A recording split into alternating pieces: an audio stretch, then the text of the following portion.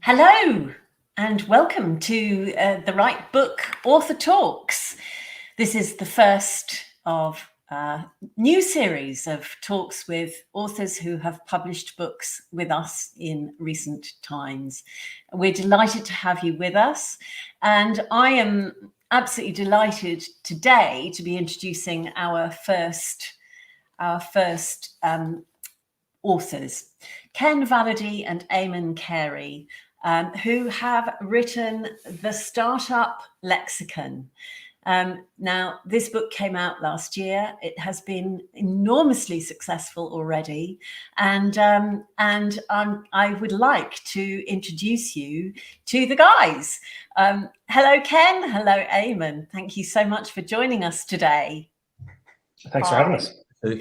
So, if I can introduce you first by introducing, so I thought I'd just mention like how great this book is going actually before we begin, and then I'll introduce you too. So I'm going to introduce the book first, and I'm going to do that by way of giving, just, you guys will know this, but just to kind of introduce the book and how well it's doing. You've had 26 5-star reviews on Amazon, guys, which is pretty cool. I just really thought it'd be fun to share one of them, which I thought kind of really summed up the book. This verified purchase reviewer said, "We've all been there in that meeting where someone has asked, 'So what's your runway?' And you've no idea what that means.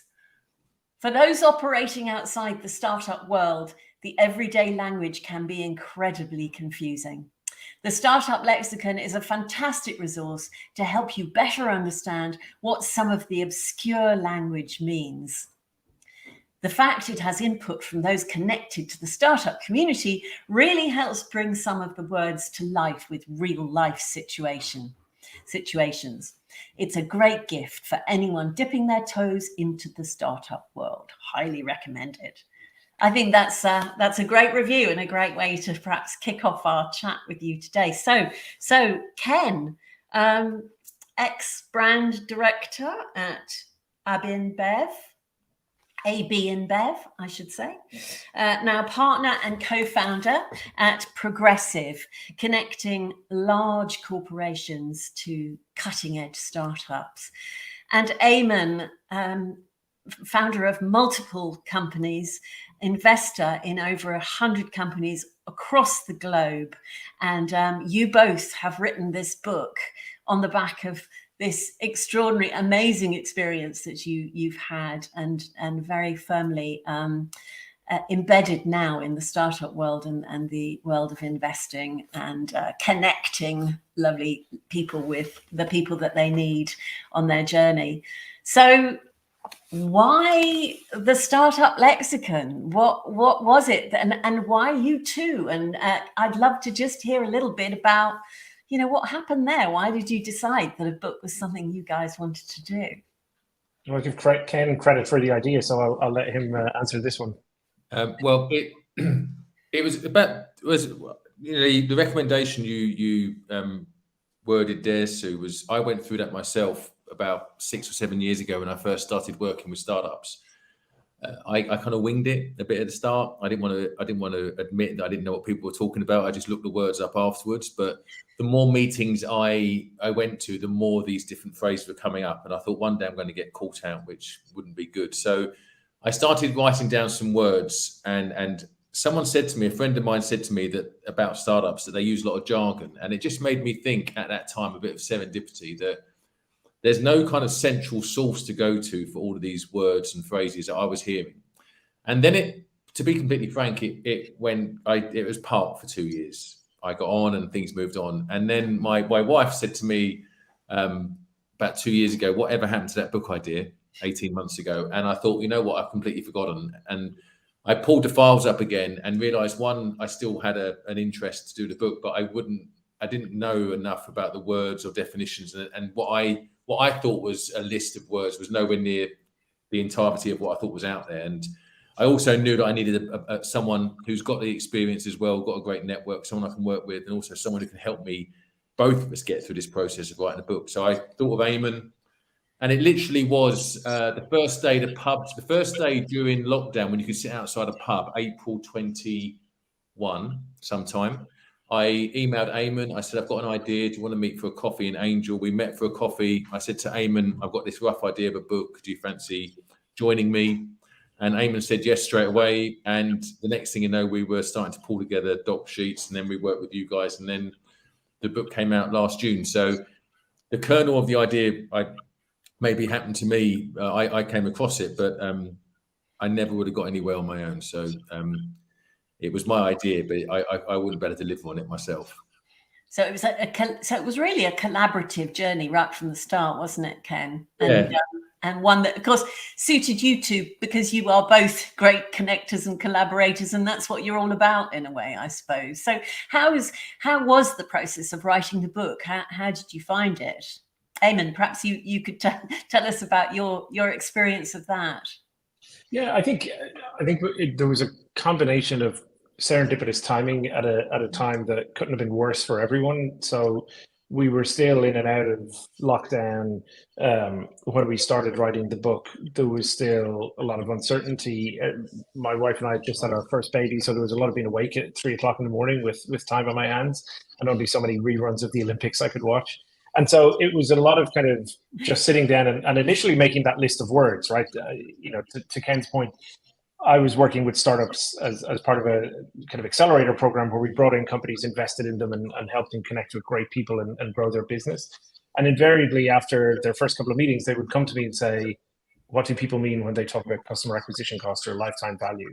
And so we started by building out that list of words and kind of sense checking it with people that we knew, and then starting to kind of write initial definitions for the words. And then kind of, I think what really brings the book to life is we brought in kind of connections of ours and friends of ours to write stories. So just writing a dictionary would be reading a dictionary would be quite boring. Writing one would be equally as challenging.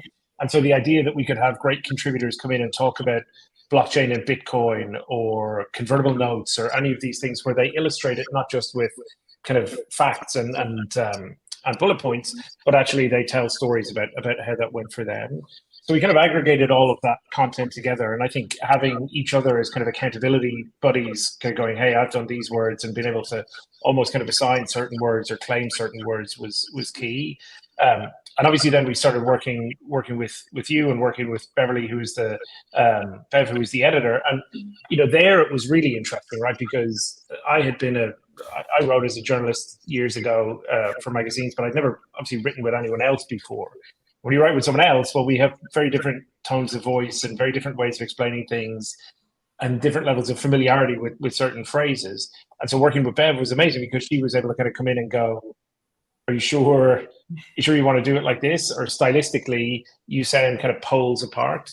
So going through that kind of editing process was actually really educational, certainly for me, I think for both of us.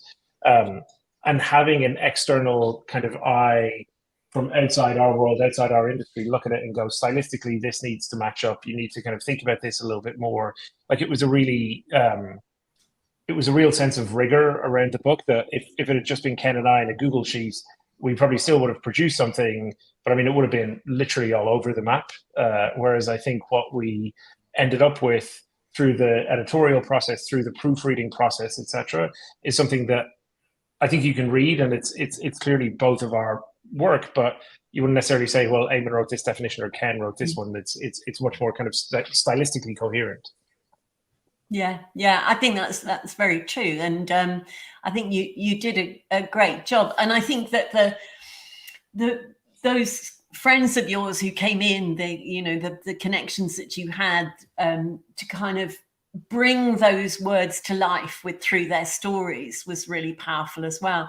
There must be an element, I suppose. I mean, this is language about a particular type of, it's a particular sector, particular area of business startup, and well, I mean, the language of business anyway, the language full stop, but language particularly of business, it's something that's quite fluid and that moves a lot. I mean, how did you find that? Did you find that, there were times when you wondered whether you were defining something that was still going to be valid in the future, or did you find yourself, I don't know, what was your experience of working with in such a kind of fluid space, and wondering how did you deal with that? I think it was, it seems so long ago now, but it wasn't. I think when we had the Google Docs, I seem to remember, I could almost picture it now, word for word, line for line. We definitely went through a rush where we got to 150, 180 words quite quickly. And then, as Eamonn said, it was going in between to get the definitions right, and Bev helped out with the tone of voice. And then as we did it, and as we did our daily jobs, we came across more words. So that 150 went to 170, 180, etc. And then it was about the time we were finishing the copy that Web3 terminology was really coming to the forefront. So we decided to put a lot of Web3 ones. That was a very last, I'd say there was, 20 or so words went in the last couple of weeks to do with Web3. But we did get to a point, I think the challenge we had, if I'm honest, Sue, was more, I think Eamonn and I are very good about saying this word isn't relevant and this word is. Yeah. I think the challenge was, when do we stop putting words in? One, because it could go on forever. And two, Bev was very strict with us about deadlines. And if we'd have been allowed to run, we'd be still putting words in now, and there'd still be a spreadsheet we're working on. So we had to say, like, that's the point. And, from submitting the copy to the book coming out, there's a period of time there where other words will come in, and we just got to let it go like that. So without jumping the gun, we are looking to do a second edition where there will be, I would say, at least another 40, 50 or so words going in. That's how much and how quickly the language evolves. But I think for me personally, to answer your question, I think the challenge was building the words up to a good number, which wasn't that difficult, aligning the definitions. And then there was a mad flurry at the end of more words. And then we had to agree we have to stop at this amount, because if not, we're never going to get the book done, really. So the words run away. I mean, up to a certain extent, we were catching up with the language. Yeah. And we did a good job, I think, of getting it to a point. And some words we took a gut feel on, this is going to be very relevant in 6 months, maybe not so relevant now. So we put it in. So that kind of future-proofed the book in some cases. But it was deciding when we had to stop. We had to stop at some point. But the great thing is we're doing another edition. But that was the thing for me. It was, when do we stop? There's another word. No, we've got to stop now. Yeah. Or we won't get this book done. So I don't want you to Eamonn on that. You could just go on forever, couldn't you, Eamonn? I mean, I imagine that probably, there must be several words that have now in existence that weren't when it was published just under a year ago. Yeah, you think about the headlines over the last couple of weeks around AI and GPT and large language models and ChatGPT, and we're kind of only scraping the surface of, I mean, even when we were writing the book, you think now biotechnology falls somewhat under the remit of technology. So mRNA was not a topic that anyone was really talking about to any great extent when we were in the original stages of writing it. So the language changes, and I think the interesting thing about this startup world, as you say, is it's part of the business world, which is complicated and has its own kind of language. It's part of the technology world, which is probably even more complicated and has even more kind of complex language associated with it. And then it has kind of intersections with the cultural world, the legal world, etc. And these are all places where, people love an acronym, or, why use one word when 75 stuck together in some bizarre portmanteau will do. So I don't doubt that even when we come to do the second edition, we will have the same argument in 6 months' time, where we go, hang on, there's going to be, GPT-6 is coming out, and what do we put in around some new form of technology that doesn't even exist today, or some new phrase that hasn't been coined in Wired today. So I think that's the exciting thing about the industry and about the book as well, is that it will naturally always evolve over time. Fantastic. So I suppose I'm wondering, what you might do going forward. I mean, obviously, as the language changes, and you've already mentioned, perhaps there'll be a second edition or something, is there any other kind of book ideas that you might want to explore, either of you, do you think? Not at the moment. I'm quite. I think a second edition would be forefront of mind for myself. I haven't got. The only thing I would say is that the word lexicon does kind of throw up other options. So you could easily do, not that I would, but you could see a wine lexicon, or even a generative AI lexicon. I mean, there's a Web3 lexicon. I mean, you could go into any insurance lexicon, business lexicon. I mean, I think there's ways people could build off the lexicon. I don't think it'd be necessarily our area, but I think it's definitely opened my eyes to how language evolves. Whether we would go off in another way, I don't. Yeah. I don't know. Unless Eamonn, you've got other ideas, but I think our main thing is keeping up with the startup lexicon and making sure. Hopefully, we can keep up to date with another edition. But I will very happily do the wine lexicon. Right, the wine lexicon, yeah. Got it here in the background. I know something to do that. I think for me the interesting thing is kind of once getting into the habit of writing made me write more often. And so even now, I write a column for one of the Sunday papers back in Ireland, and so just that habit of kind of writing every so often throws up ideas. And so there are books I'd love to write. I do a lot of work in Estonia. They have a really interesting history around the kind of tech world and how kind of the end of the Soviet Union, the birth of Skype, and everything else has kind of contributed to this massively forward-thinking economy and country. So that story I think is super interesting, and I'd love to tell it. But the question is always kind of, do you find the time to tell it and write it and go through the process? So there's lots of things I'd love to do. I think it becomes a function of kind of when you find the time. There's not enough 3 a.m.s in the morning to write all of the books. No more small babies arriving in the house anytime soon. That might be the catalyst. That might be the catalyst for the next one. Watch this space. Yeah, exactly. Exactly. Fantastic. So, if you were actually going to write and publish another book, whatever that might be, what might you do differently this time, do you think? Or do you think it all worked quite well? What did you learn from the process that you might want to do slightly differently?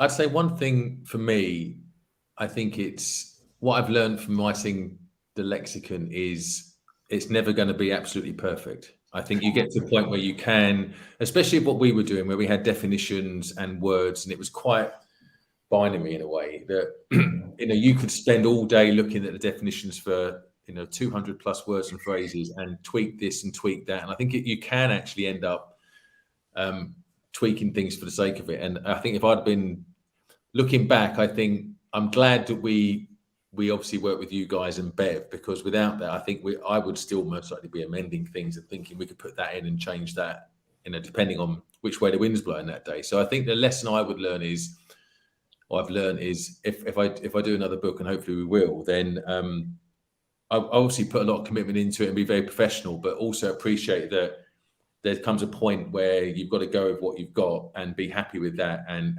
release it. And I think that was one of the hardest things for me, to actually say, right, this is it. Yeah. We've looked at it 100 times. Do we press yes, it goes now to print? And I found that quite difficult. Yeah. That might say something about me, but it was more a case of, I think, well, we've got to go with it now. But once like most things, once you press that button or you said yes, then you get over that. I got over that quite quickly. But my lesson would be to not get hung up on being perfect, because we had enough people helping us and everything that we just trust the system. Yeah. Thanks. I think for me, I would kind of start with the end in mind, right? So I think when Ken initially came to me and said, "Hey, this is the idea," I thought I've always wanted to write a book, and so that was kind of one of the big catalysts for me, was going, "Hey, now I will finally probably do it," just because there's someone else who's kind of holding me accountable. But I think now we found, actually probably post, like maybe just around the time that we kind of finalized the manuscript, my assumption was that it would be early stage startups and accelerator programs and different people who would want the book the most. But actually it turned out to be universities who kind of MBA program students, etc., who get the most benefit from it. And it's funny because one of the things that we always tell startups after we invest in them to do is like do lots of customer discovery, talk to lots of people, figure out like who wants this, and then build it with them in mind. So that's what I would do if you're writing a book because you want to get on the speaking circuit, if you're writing a book because you want to get in the consulting circuit, etc. I think about where you want to end up, talk to a bunch of people to make sure that what you're actually kind of producing is relevant, and then kind of execute against that. I think we were fortunate because both of us work in this industry and have lived and breathed it for the last 10, 20 years. So we wrote a book that actually was quite generally applicable. And I think of those reviews, there are people in the corporate world, in the academic world, in the startup world. But I think for others where they're maybe writing something more specific, I would definitely kind of work backwards from what is it that I want to achieve, and therefore what are the things I need to do to get to that point. I love that.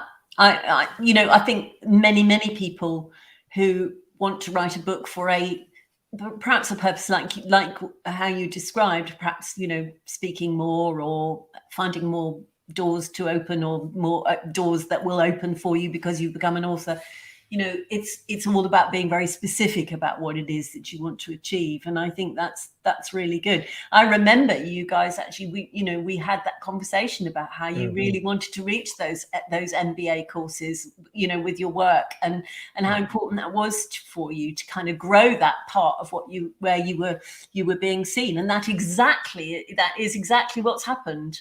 I've seen so many great pictures of you and those students holding up copies of the book over the last few months. It's really lovely to see that, and of course the US edition doing the same in the States, which is marvelous.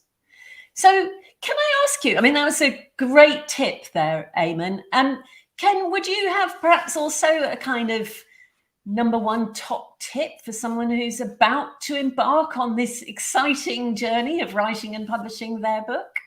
I would say, the obvious one would be do it. Yeah. I think everyone always thinks they should do it and finds 100 reasons why they can't do it at that time. But I would say just start is the first thing. And I'd say the tip after that was, so the first one is do it. And that sounds very obvious and easy to say, but just start doing it. And the other one is, I don't think you have to write books on your own. I would definitely recommend, there's nothing wrong with writing a book with someone else, co-author. I actually prefer it. I think I'd feel quite lonely if I was an author on my own. So I think it's always ask for help, and that help can be in form of someone writing a book with you. I don't think people obviously think of that option sometimes. So if you want to write a book, do it. If you think you need a buddy to help you with it, then get a co-author. And the final one would be, I'd highly recommend get help and expertise, like Sue and your team and everything. I wouldn't be, some people might get a bit proud about that and think, I self-published and all this lot, but I've always believed that if there are experts out there, use them and work with them. And that's the biggest, for me, the tip would be do it. Don't ignore the option of maybe writing a book with someone or 2 or 3 other people, but also, as Eamonn said, there's lots of surprises along the way. So the more you work with experts who can guide you through it, that helps as well. And all those things will help you hopefully get to the end with your book. But don't be proud. Have a go at doing it and look out for help and assistance. You don't get extra points for when the book's out. It doesn't say on the front, this person's done it all on their own. Aren't they fantastic? It is a joint effort with lots of people. So, there are resources out there. Sometimes we don't keep you're not aware of them, should we say. Yeah, lovely. Absolutely brilliant. Thank you, Ken. So, what's next? I'd love to know something. Is there anything that the book has done for you guys that you weren't expecting? When you started thinking about this book, what's happened in your lives that's changed as a result of this book? Anything exciting on the horizon? Well, I've been fortunate enough to go and speak. You mentioned the US edition. I've been out in the US a couple of times speaking to colleges in Syracuse and New York, and at Cornell in New York a couple of weeks ago, and lots of others in the pipeline. I suppose for me the biggest thing is there's on May 17th you'll be able to see my smiling face on Amazon Prime here in the UK and US. I'm part of the judging panel on a show called Ready, Set, Startup, which is about helping entrepreneurs who are out there and trying to learn how to build and run a business. And so we set them tasks, they perform the tasks, we judge them, and the winner ultimately ends up winning 100K. And so that was something that kind of serendipitously came out of both the book and a couple of other connections that I had. And certainly the book, I think, gave me more credibility than anything else. So that's something I'm both excited and petrified to see on screen. We had the premiere of one of the episodes last week, so it turns out I have really large ears, but I'm thinking that's only because we were looking at it on a big screen, but I didn't come across too badly, so fingers crossed the other 5 episodes treat me nicely as well. That's really exciting, really exciting. Well, I shall be watching that. I'm a massive fan of that kind of television, and it sounds really good, really good. So that's May the 17th, yeah? May 17th, Amazon Prime in the Prime. UK and US, and hopefully other broadcasters following soon afterwards. Excellent. Okay, so just to kind of finish off, I suppose, perhaps, is there anything at all that you wish that someone else mentioned before you started writing the book? Is there anything you'd like to have known that you think might be useful for our viewers and listeners? I think for me, it would be, I know a few people, not many, but I know a few people who've written books, and they all say that it's hard work. Yes. So I never went into it thinking it was going to be a walk in the park, but I never realized you're going to hit, it's a bit like running a marathon. I think you get to say 20 miles in and you might hit a brick wall. And if someone would have told me, yes, you're going to hit a moment somewhere in the process where it really is quite full on, be it the day job and you've got to write the book and we've got a meeting with Bev and we're behind in our words and everything. I think if I'd have been expecting that kind of that hitting the wall moment, but you push on, I think that would have been good. Not that I was kind of surprised so much, but we definitely hit a moment where I think we were chasing words a bit. It was quite full on for both Eamonn and I of our jobs, and we had a deadline to hit, and that was quite tough. And I think we got through it, and we hit. We hit all the deadlines, and we're happy with the output. But I definitely think if someone would have said to me, you're going to hit that moment, there's going to be a moment in the process where it's going to all come to a head. You're going to hit a bit of a brick wall, but push on. That happens with everything that you have to work hard for. So that I might have been looking out for that a bit more. Maybe that would have been a good thing, knowing that. Great. Fantastic. Well, thank you so much, both of you. I hope you continue on your magnificent journey with this really fabulous little book. There is one other thing that I think we should mention, don't you? There is something else really good that's happened, and the 3 of us will be having dinner together at the Business Book Awards ceremony because it was shortlisted. So it's a finalist at the Business Book Awards this year, which we're hugely proud of. Absolutely. And but whatever happens, whether it's the final winner of the category or not, you are already winners, guys, not just in my eyes, but this fabulous little book is a real superstar, doing really well, and lots of lovely people really enjoying it, and clearly opening all sorts of doors for you, which is exactly what we want. And it's great if you find yourself wondering what people are talking about, whether it's runways or Web3 language or whatever. Grab a hold of it because it will answer those questions and tell you some great stories along the way from some great people. So, guys, thank you so much. It's been really a great pleasure. And we will wrap up there. Thanks. Bye, everyone.